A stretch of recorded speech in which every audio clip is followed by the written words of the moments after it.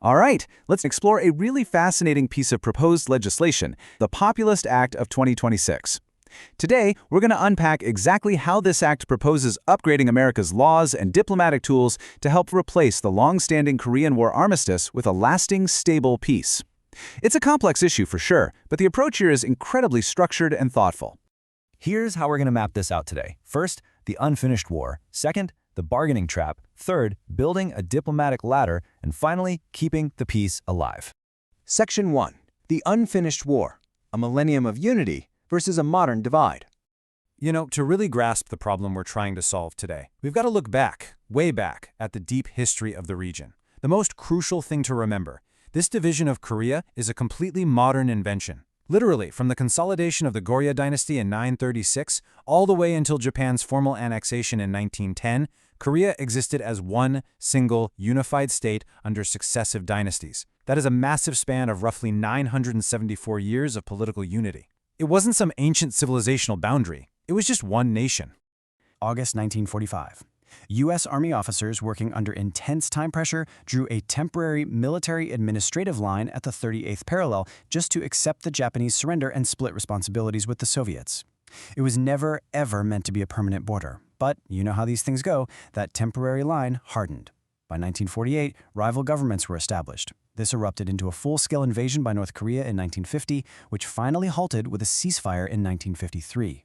Now, that 53 armistice did stop the open hostilities, and it created the demilitarized zone that separates the two halves today. It was supposed to be a placeholder until a final, peaceful settlement could be hammered out. But that settlement never came. Instead, the armistice turned into a 73-year operating system. It left us with a war that's just unfinished, rather than an actual political peace. Which brings us to Section 2, the bargaining trap, and why peace efforts keep stalling. Over the decades, we've seen thaws, we've seen openings, but diplomatic efforts continually hit a brick wall. Why? A huge part of the problem comes down to what's called the security dilemma. It's basically a tragic misunderstanding. Both North Korea and the U.S.-South Korean alliance look at their own military postures, their weapons, their exercises as purely defensive insurance. But because there's so much deep-seated distrust, they look at the exact same actions by the other side as clear evidence of hostile intent. One side's defense automatically triggers the other side's fear. And that dynamic leads directly into a paralyzing sequencing trap. Who moves first? North Korea wants sanctions relief and security before giving up its nuclear leverage. The U.S. wants verifiable denuclearization before handing over those benefits. Nobody wants to give up their best bargaining chip first. We saw this trap spring completely shut at the 2019 Hanoi summit, which ended without a deal just because they couldn't agree on the timing and scale of who gives what and when. So, how do we fix that? Let's get into Section 3, building a diplomatic ladder in the Populist Act solution. The core philosophy of this act is super pragmatic. It says, look, Congress can't magically force North Korea to disarm, but it can absolutely change U.S. laws to make taking the next step easier. It's a total redesign of diplomacy. It shifts U.S. policy away from a dangerous all-or-nothing diplomatic cliff, where you demand total surrender before giving an inch, and moves it toward a staircase built on reciprocal, proportionate, and verifiable steps. You don't need sudden, magical trust. You just need to build measurable progress. A massive cornerstone of that staircase is Section 1322, which totally overhauls broad, unilateral economic sanctions. Under this act, broad U.S. sanctions would actually expire in 180 days unless Congress explicitly votes to renew them. It flips the script. It forces sanctions to be a calibrated, temporary negotiating instrument rather than just a permanent punishment. Crucially, targeted sanctions against bad actors and UN sanctions stay on the table, while essential civilian stuff like medicine and food receive strict statutory protection. Once you have that tool, you can build a structured, step-by-step roadmap. It starts incredibly modest, with achievable steps like reopening human contact for divided families and setting up permanent liaison offices just to have a baseline of communication.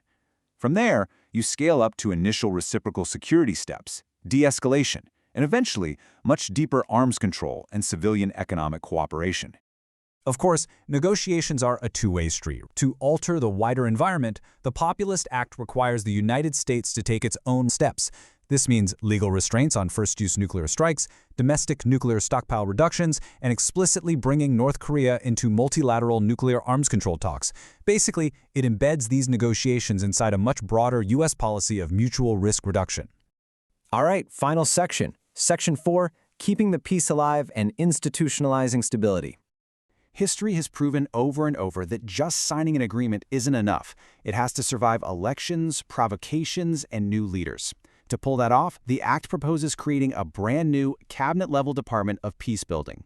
Think about it. The U.S. has massive permanent infrastructure for military planning and intelligence, but very little equivalent for actually sustaining peace. This department would give de-escalation a permanent institutional voice on the National Security Council, with a professional workforce dedicated to keeping talks alive even when crises hit.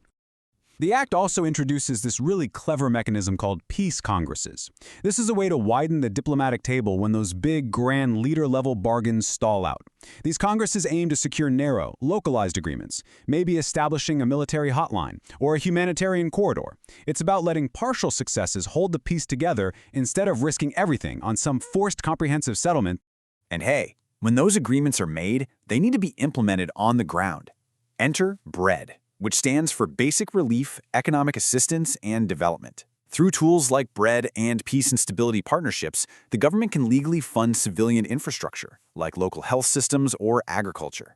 Why does that matter? Because it gives ordinary people a very real, tangible economic stake in maintaining stability. It proves that peace actually pays off. So the really crucial takeaway here is that we have to fundamentally redefine what success looks like. It isn't just about immediate reunification or waking up tomorrow to a totally denuclearized peninsula. Success is staged, measurable progress. It's having a durable phone line to call during a military crisis. It's separated families finally getting to hug each other. It is verified arms restraint and building institutional durability that outlast whoever happens to be sitting in office. Look, America cannot impose peace on the Korean Peninsula by itself, but we can choose to upgrade our laws, our incentives, and our institutions.